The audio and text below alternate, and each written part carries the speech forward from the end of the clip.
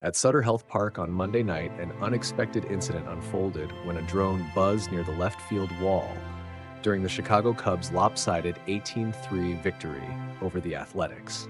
Veteran Athletics bat boy Stewart Thalblum sprang into action when the drone, seemingly intent on lifting him off the grass, started to hover dangerously close. Determined to prevent any injuries, the 22-year-old, now in his sixth season in the role, grabbed a bat and swiftly used it to knock the drone's wings off, stopping it from flying away. According to Thalblum, his main concern was avoiding a serious injury. I think for me, I didn't want to cut my fingers off. I always see that on the news. People hurt themselves when it's hovering or whatever, and their hand gets caught in it, he explained. I tried to catch it by the bottom and it was there for me, so I just grabbed it and then I started whacking the wings off so it wouldn't fly away from me because I was going to take it behind the wall. Once he had successfully subdued the device, Thalblum passed it off to a security guard, ensuring that the situation was handled safely. The unexpected interruption occurred during the seventh inning while Seth Brown was at bat, causing a brief delay in the game as players and officials took notice of the rogue drone. Cubs manager Craig Counsell was quick to react, alerting plate umpire Adrian Johnson, who had initially missed the commotion. "I guess that's the world we're in right now," Counsell remarked, adding with a chuckle that the drone even seemed to be trying to fly Thalblum away. It was funny because it looked like it was trying to fly Mikey's son away too. It's life in 2025. Thalblum recalled that he first noticed the drone during a previous at-bat. When play was halted by Johnson's decision to stop the game, Thalblum realized that no one from security had taken action yet. "Everybody was just looking at it for a little while, and I've never had something like that happen," he said. "I was asking around, and nobody from security had gone out there, so I was like, I don't know whose responsibility it is. Maybe it's mine." The incident not only highlighted Thalblum's quick thinking, but also his dedication to keeping the game safe for everyone involved. His father, longtime Athletics visiting clubhouse manager Mikey Thalblum, couldn't have been prouder.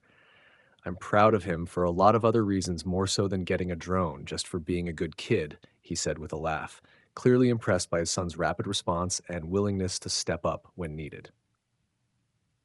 In a moment that could have easily turned dangerous, Thalblum's decisive actions prevented potential injury and ensured that the game could resume, a testament to his commitment and the unpredictable nature of modern sports events. The legend of the Torpedo Bat continues to grow, and Elly De La Cruz delivered one of the most electrifying performances of the 2025 MLB season on Monday night. Leading the Cincinnati Reds to a commanding 14-3 win over the Texas Rangers, the third-year rising star showcased his incredible talents while using the innovative bat for the very first time in a game. De La Cruz went 4 for 5 at the plate, notching 2 home runs, driving in 7 RBIs, and even stealing a base. It was a performance that truly lit up the night, and while his skills are well documented, his new bat may have played a role in elevating his game even further. After the game, De La Cruz confirmed he had been swinging a Torpedo Bat, a design that has been the talk of the league ever since it helped the New York Yankees launch 15 home runs in just 3 games against the Milwaukee Brewers last weekend. The Torpedo Bat, so named for its sleek, elongated shape resembling a torpedo, was developed by former MIT physicist Aaron Lenny Lienhardt, who now works with the Miami Marlins. Lienhardt's concept is simple yet innovative. Design the bat to be as heavy and as wide as possible right at the sweet spot, where contact with the ball is most frequent. This design tweak allows players to maximize power without sacrificing control. Following the Yankees' success, players across MLB have begun experimenting with the new bat, and Monday's game marked De La Cruz's debut with the equipment. During the game, De La Cruz delivered on the promise of the Torpedo Bat in a couple of dramatic moments. In the second inning, with a 1-1 count, he unleashed a towering shot off a Kumar rocker slider that sailed over the center field wall and doubled Cincinnati's lead to 6-0. Then, in the seventh inning, he roared another home run off a Gerson Garabito fastball. This blast traveled an impressive 436 feet and was measured at 110.2 miles per hour off the bat, extending the Reds' lead to 14-0. Notably, these were the first 2 home runs he has recorded in his 4 games this season, adding to the anticipation surrounding his new bat. De La Cruz, already one of baseball's brightest young talents after hitting 25 home runs last season, expressed his satisfaction with the Torpedo Bat. "It feels good," he told reporters. "It feels really good." When asked whether the bat contributed to his performance, he left the door open. After all, the sample size is still small. But his early success suggests that this new piece of equipment might be a game changer. With the Torpedo Bat now entering the mainstream conversation and early season returns looking promising, it appears that De La Cruz is ready to make it a permanent part of his arsenal. His performance on Monday night not only added another chapter to his growing legend, but also hinted at the potential impact of innovative equipment on the game. As more players experiment with the Torpedo Bat, only time will tell if this new approach will redefine power hitting in Major League Baseball. The Torpedo Bat debate shows no sign of slowing down, and now Phillies reliever Matt Strahm is throwing his own twist into the mix. As the MLB season kicks off with a flurry of new ideas and long-standing traditions being questioned, Strahm has a proposal that could shift the balance between hitters and pitchers. While the Torpedo Bat, designed by a Yankees physicist to thicken the bat's barrel where contact is most frequent, has led to a surge in home runs and heated debates among purists, Strahm isn't looking to stifle innovation on the offensive side. Instead, he suggests a quid pro quo. Batters can keep using these bowling pin-style bats if pitchers get a little extra help with their grip. Specifically, Strahm proposed that pitchers should be allowed to use pine tar to enhance their grip on the ball. This idea comes as a response to the NFL-like crackdown in baseball on sticky stuff, the tacky mixtures and even specialized substances like Pelican grip that many pitchers use to help control spin rates, reduce walks, and avoid getting hit by pitches. Strahm is quick to clarify that he isn't advocating for the return of super sticky substances. He calls that a bit much. What he really wants is a fair trade. While hitters benefit from the Torpedo Bat's redistributed weight, pitchers should also be given an advantage to counteract that offensive boost. He also floated the idea of scrapping mandatory umpire hand checks, which are currently designed to enforce the ban on sticky substances. The notion is that if pitchers can at least use pine tar to get a better grip, then perhaps there could be a more balanced playing field in terms of offense and defense. In his 10th MLB season and 3rd with the Phillies, Strahm comes off a career year, earning his first All-Star nod with a 1.87 ERA, .75 WHIP, and 79 strikeouts in 62 stored innings over 66 appearances. His proposal underscores a broader debate in baseball: how to integrate new technology and methods without tipping the scales too far in favor of one side. As the league continues to adapt, proposals like Strahm's highlight the need for both innovation and balance, ensuring that while hitters may keep their Torpedo Bats, pitchers aren't left without their own tools to compete. Cincinnati Reds shortstop Elly De La Cruz lit up the game in a historic fashion with his first appearance using the much-discussed Torpedo Bat. In a 14-3 victory over the Texas Rangers, the third-year star went 4 for 5, smashing 2 home runs, driving in 7 RBIs, and scoring 4 runs. De La Cruz was quick to share his impressions after the game. "I tried it today and I felt comfortable with it," he said. "I felt really good. There is no difference to traditional bats. It just feels good." The Torpedo Bat, named for its distinctive shape that resembles a torpedo, has been the subject of intense buzz since the start of the season, particularly after the New York Yankees showcased its power by hitting 15 home runs over their opening series against the Milwaukee Brewers. Developed by former MIT physicist and current Miami Marlins staffer Aaron "Lenny" Leanhart during his time with the Yankees, the concept behind the Torpedo Bat is simple. Make the bat as heavy and fat as possible, right at the point where players most often make contact with the ball. Using advanced analytics, the Yankees department pinpointed the optimal spot on the bat's barrel for each player's swing, and now teams across the league are experimenting with these custom-tailored bats. De La Cruz's performance provided immediate proof of concept. His 7 RBIs at Great American Ballpark marked a career high, and his second home run, measured at 436 feet with a bat speed of 110.2 miles per hour, was a sight to behold. He was ably supported by teammate Matt McLain, who contributed a third home run in his past 3 games, as the Reds now sit at 2-2 after splitting their opening series with the San Francisco Giants. Team manager Terry Francona was quick to credit the player's talent over the bat itself, noting, "Our guys are going to order what they're comfortable with. Bats are really personal. Whatever guys want to use, as long as they're MLB approved, I don't care."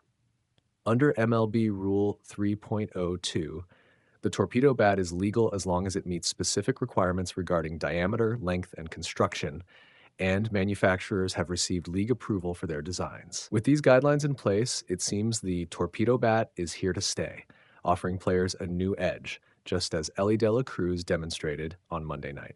Jurickson Profar's 80-game suspension for PD use is a tough blow for both the player and the Atlanta Braves, who invested $42 million in him after his breakout 2020-24 season.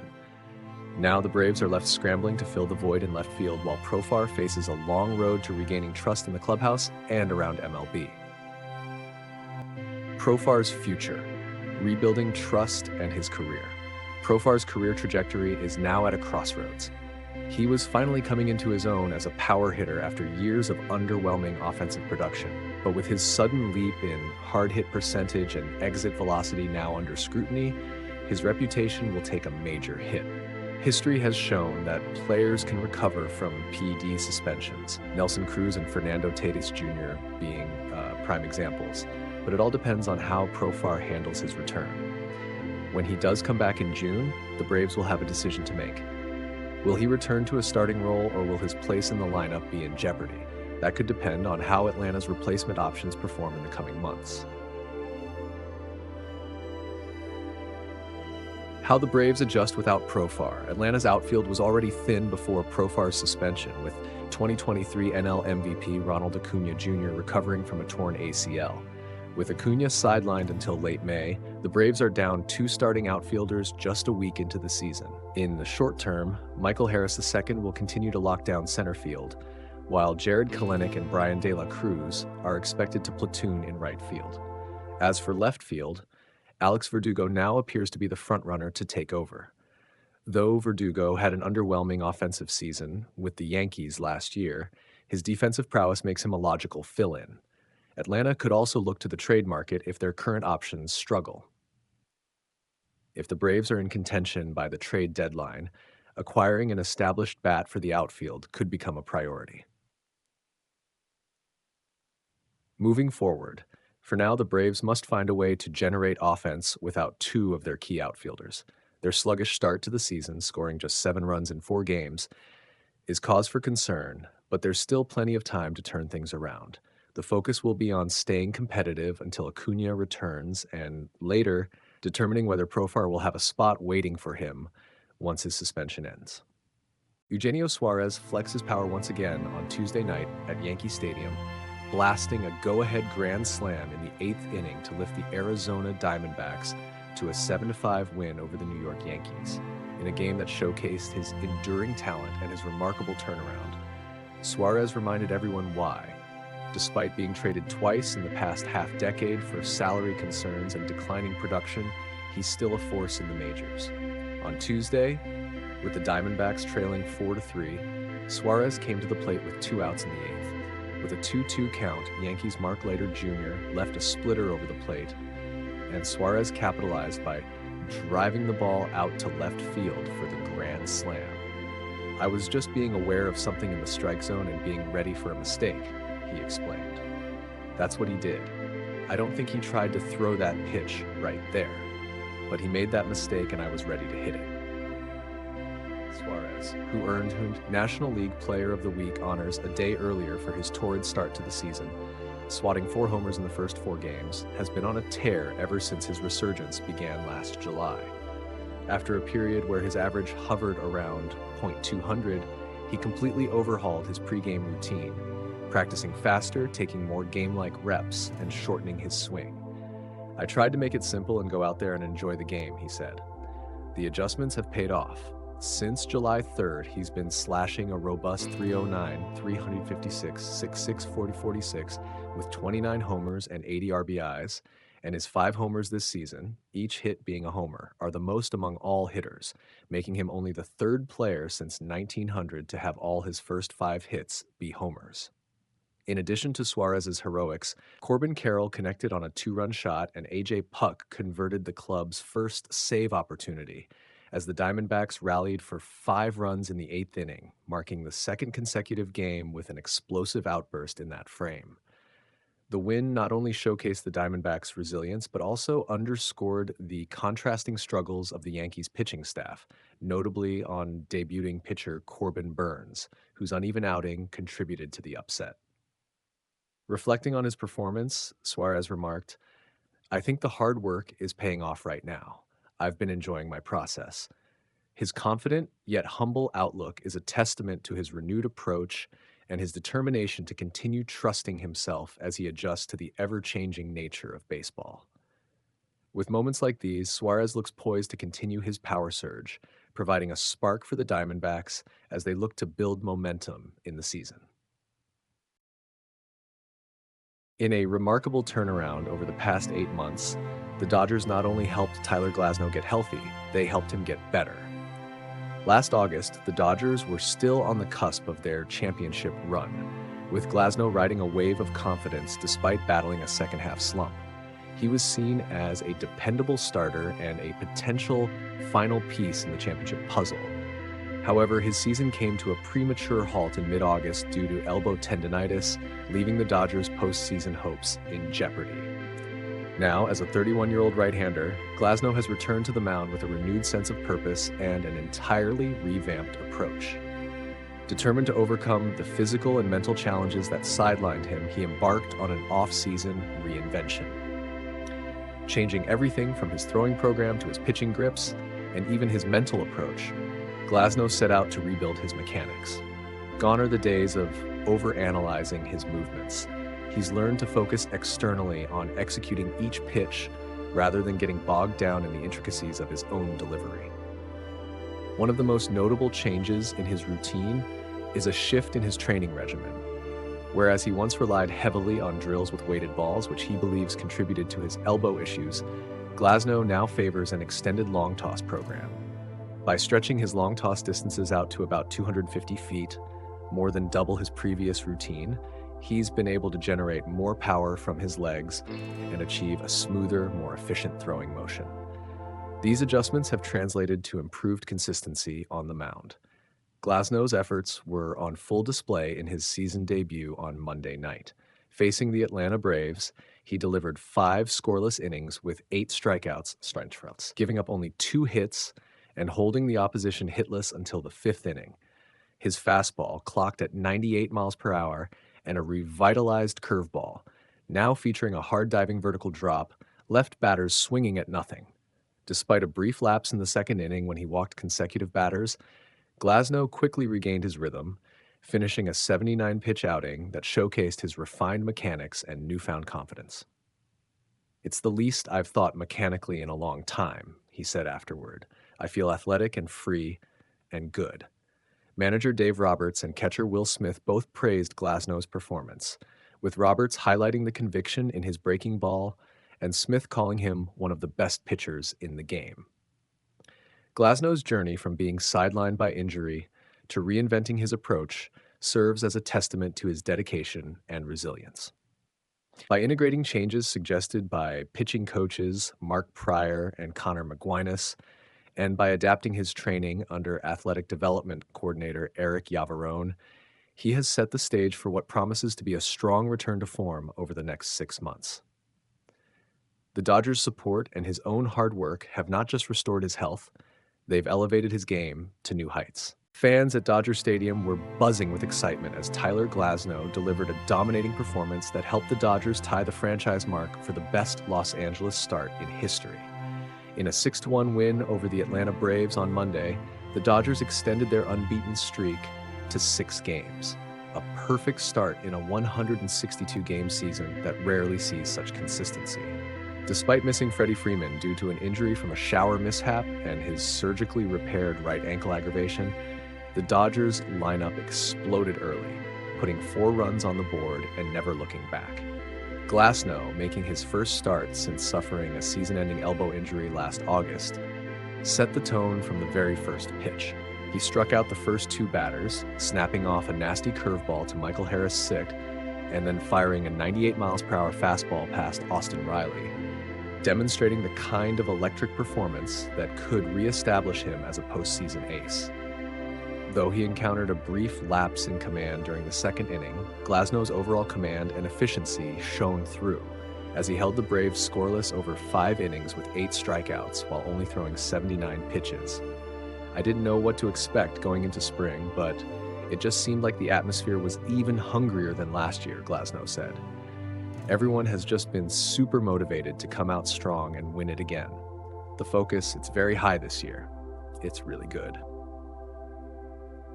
Catcher Will Smith, who is off to a blazing start with a team-best .467 average, praised Glasnow's performance, adding, "He's one of the best pitchers in the game. We're fortunate to have him. He gave us 5 really good innings." The Dodgers offense also made a significant statement.